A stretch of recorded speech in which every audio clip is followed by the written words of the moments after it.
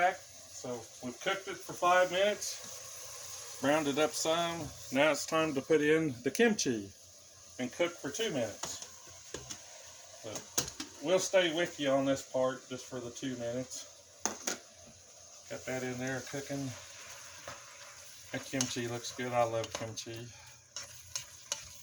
So we'll let that cook for a couple minutes. We'll show you some of the other stuff. Like this is the Korean chili powders that you get. We get that at the Oriental store. It's not real hot. It's pretty mild for what it is. And then this stuff is the gochujang hot pepper paste. Now it calls for a tablespoon, but this is the hot variety. So I went with a half a tablespoon or thereabouts, so it won't be quite so bad on us.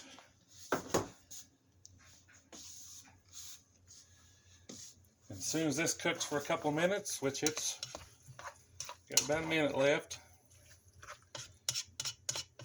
then we'll add our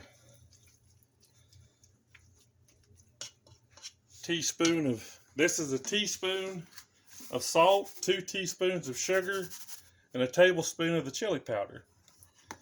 And with that, you add 3 cups of chicken broth.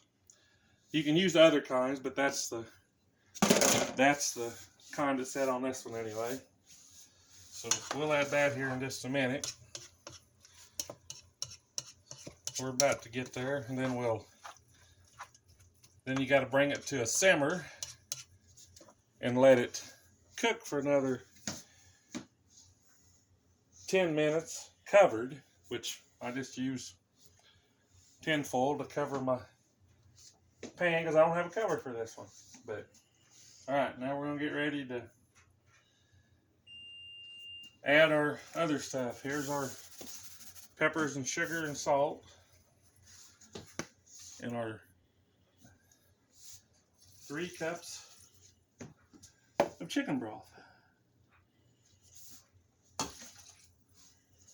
There we go. That looks pretty good there. Covered it up good.